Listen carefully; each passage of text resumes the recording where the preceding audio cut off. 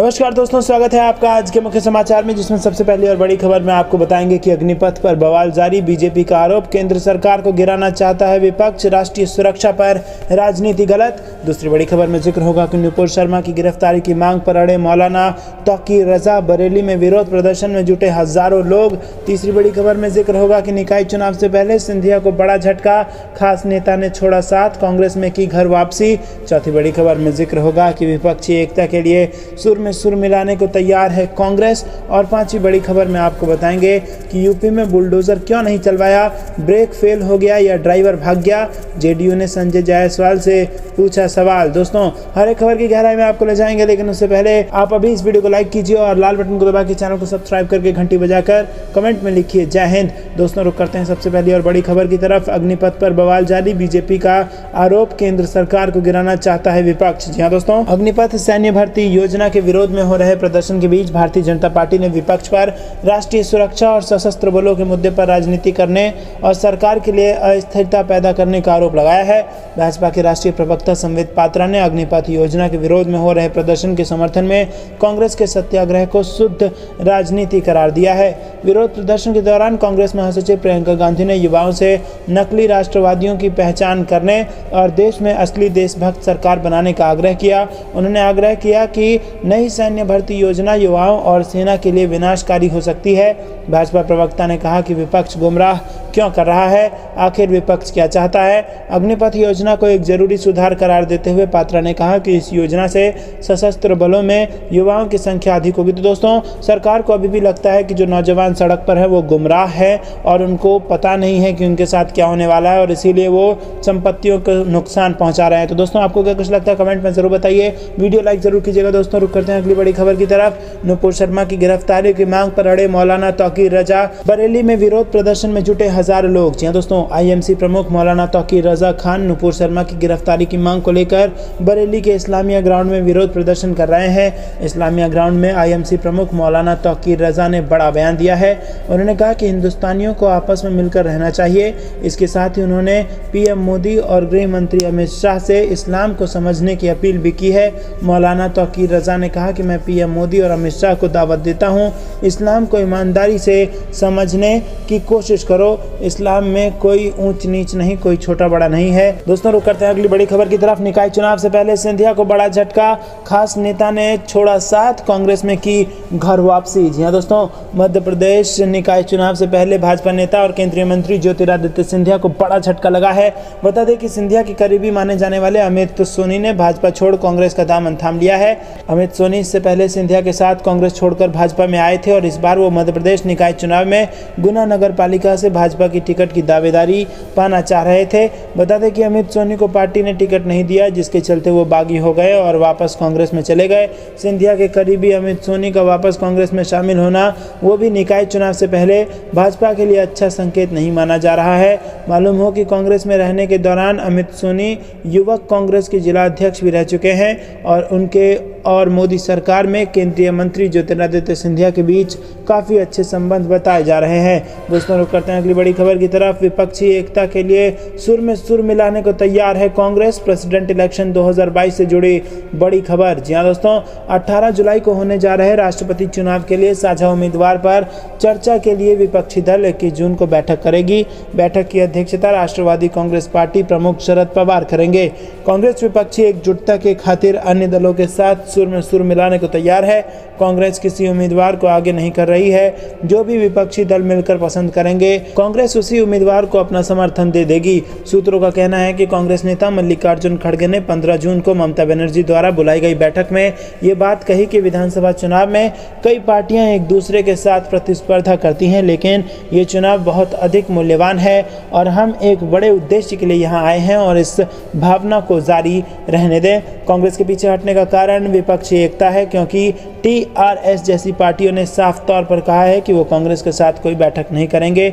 सूत्रों का कहना है कि मंगलवार को होने वाली बैठक में 17 दल शामिल होने वाले हैं। दोस्तों, रुक करते हैं अगली बड़ी खबर की तरफ। यूपी में बुलडोजर क्यों नहीं चलवाया, ब्रेक फेल हो गया या फिर ड्राइवर भाग गया। जेडीयू ने संजय जायसवाल से पूछा ये सवाल। जी हाँ दोस्तों, यहाँ पर आपको बता दें कि प्रदेश जेडीयू प्रवक्ता विधान पार्षद नीरज कुमार ने रविवार को बिहार भाजपा अध्यक्ष डॉक्टर संजय जायसवाल पर हमला बोला है। उन्होंने कहा कि बिहार में प्रशासन पर सवाल उठाने वाले संजय जायसवाल बताएं कि उत्तर प्रदेश में जब पुलिस स्टेशन में आग लगा दी गई तो क्यों नहीं कार्रवाई हुई, और यूपी की बुलडोजर संस्कृति का क्या हुआ? क्या बुलडोजर का ब्रेक फेल हो गया या फिर ड्राइवर भाग गया? बता दें कि शनिवार को बिहार भाजपा के अध्यक्ष डॉक्टर संजय जायसवाल ने कहा कि अग्निपथ के विरोध के नाम पर बिहार में उपद्रव की सुनियोजित साजिश की गई।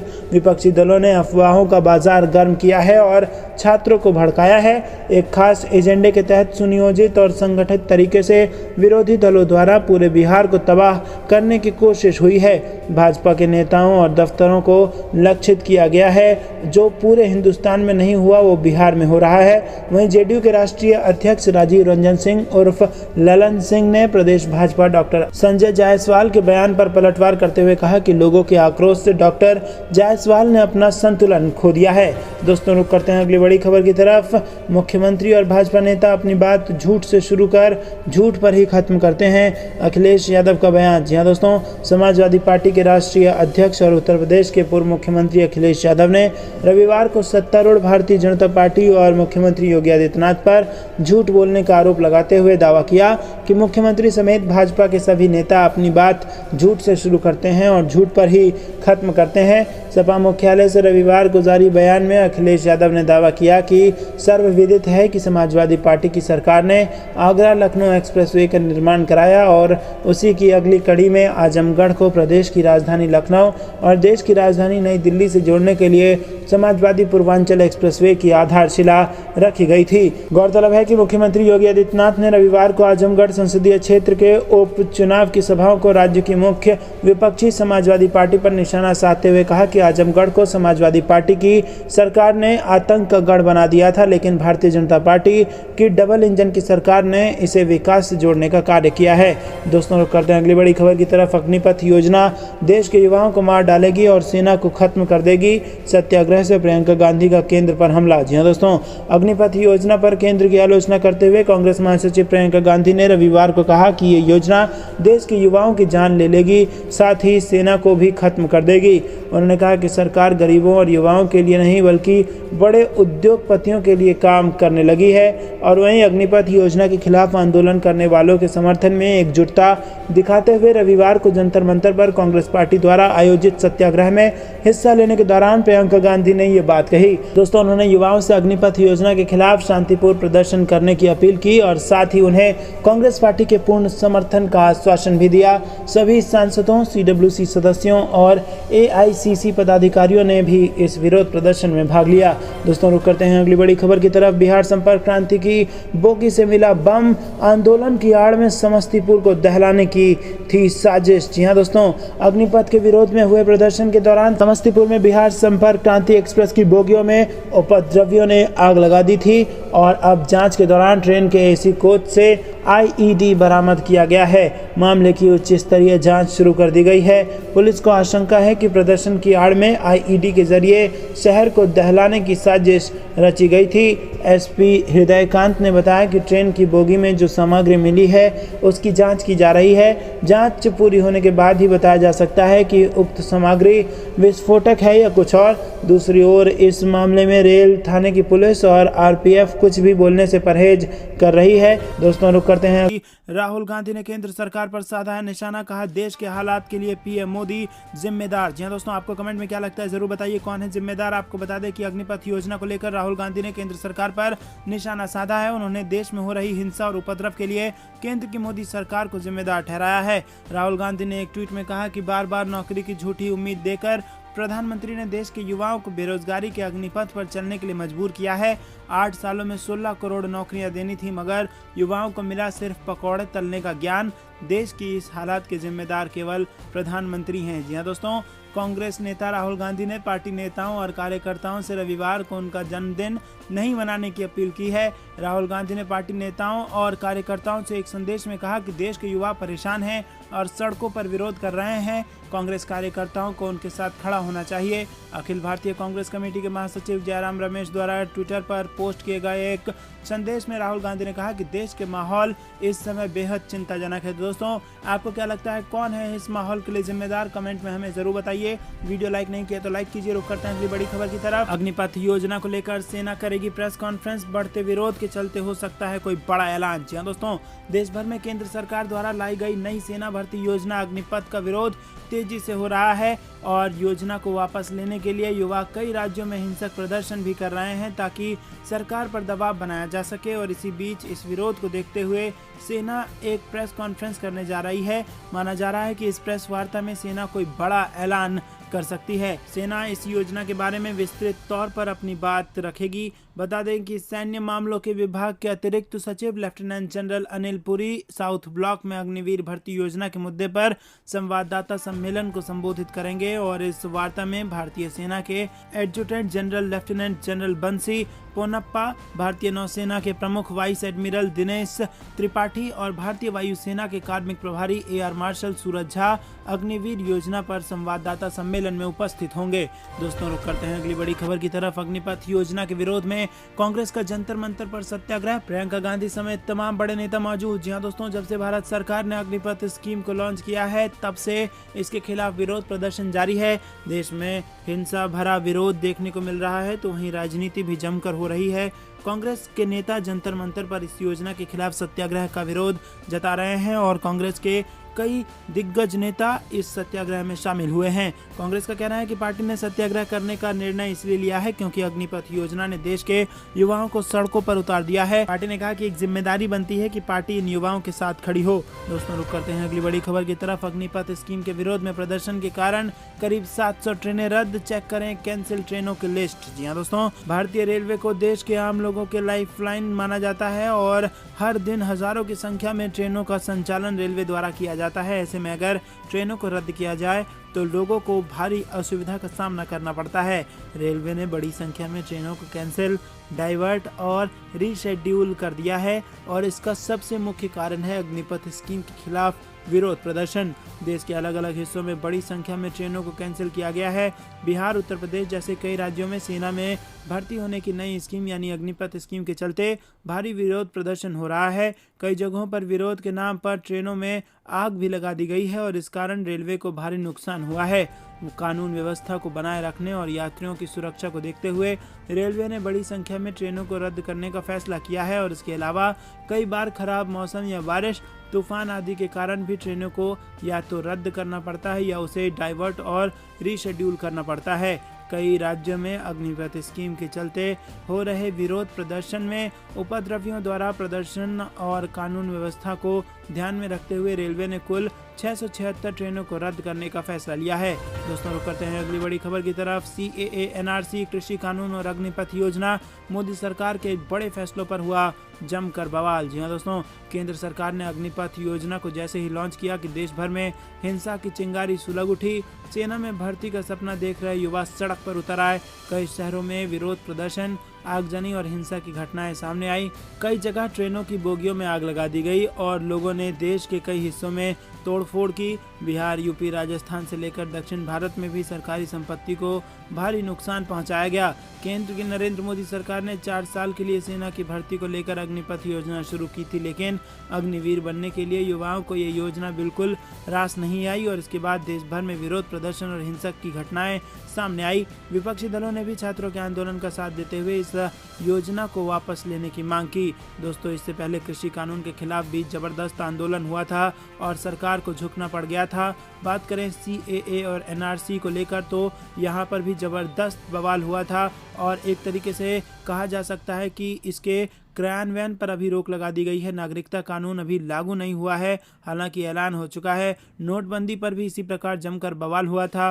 भूमि अधिग्रहण अध्यादेश भी आया था जब, तो इसी प्रकार मोदी सरकार में बवाल हुआ था। दोस्तों, मोदी सरकार के कुछ बड़े फैसले थे जिसने फ़ायदा पहुंचाया कि नहीं पहुंचाया ये तो वक्त बताएगा, लेकिन इनमें बवाल जरूर हुआ। जिसमें एक फैसला था नोटबंदी का, एक फैसला था भूमि अधिग्रहण अध्यादेश का, एक फैसला था नागरिकता कानून का और कृषि कानून का भी फैसला था जिस पर जमकर बवाल हुआ। तो दोस्तों, कमेंट में आप हमें बताइए कि इन सारे बड़े फैसलों का क्या देश को कोई फायदा हुआ कि नहीं हुआ। हाँ या ना में अपनी राय बताइए। दोस्तों, क्या ये सिर्फ बवाल करके देश को नुकसान हुआ या फिर इससे फायदा भी हुआ? अपनी राय हम तक जरूर पहुंचाइए। रुक करते हैं अगली बड़ी खबर की तरफ। नुपुर शर्मा को बड़े नेता के तौर पर किया जाएगा पेश। दिल्ली के सीएम पद की बन सकती हैं दावेदार, ओवैसी का बड़ा बयान। जी हां दोस्तों, ऑल इंडिया मजलिस इत्तेहादुल मुस्लिमीन के प्रमुख असदुद्दीन ओवैसी ने पैगंबर मोहम्मद के खिलाफ आपत्तिजनक टिप्पणी के लिए निलंबित भाजपा प्रवक्ता नुपुर शर्मा की गिरफ्तारी की मांग की है और उन्होंने कहा है कि उनके खिलाफ भारत के कानून के अनुसार कार्रवाई की जानी चाहिए।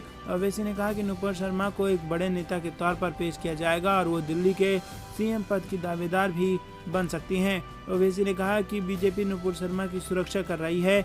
उन्होंने तेलंगाना के मुख्यमंत्री से उन्हें गिरफ्तार करने और तेलंगाना लाने के लिए भी कहा है। दोस्तों, रुक करते हैं अगली बड़ी खबर की तरफ। शिक्षित युवाओं के लिए मनरेगा अग्निपथ स्कीम पर भड़के तेजस्वी यादव और केंद्र से पूछे 20 सवाल। जी हाँ दोस्तों, बिहार के नेता प्रतिपक्ष तेजस्वी यादव ने देश भर में अग्निपथ योजना के खिलाफ जारी विरोध के बीच शनिवार को राष्ट्रीय राजधानी दिल्ली में प्रेस कॉन्फ्रेंस की और प्रेस कॉन्फ्रेंस के दौरान उन्होंने केंद्र की नई योजना की जमकर निंदा की। उन्होंने केंद्र से योजना के संबंध में युवाओं को केंद्रित करते हुए 20 सवाल किए और उनका जवाब देने की अपील की और इसके साथ ही उन्होंने बीजेपी नेताओं को बॉर्डर पर जाने की चेतावनी दे दी। दोस्तों, रुक करते हैं अगली बड़ी खबर की तरफ। अग्निपथ योजना के विरोध में युवाओं के समर्थन में उतरी बसपा सुप्रीमो मायावती ने केंद्र से की फैसले पर पुनर्विचार की अपील। जी हाँ दोस्तों, सेना में भर्ती के लिए केंद्र की मोदी सरकार ने अग्निपथ योजना का ऐलान किया और इस योजना के ऐलान के बाद जो बवाल मचा, उसके बाद विपक्षी दलों ने भाजपा को घेर लिया है और अब इस लिस्ट में मायावती का नाम भी जुड़ गया है, जो कि युवाओं के साथ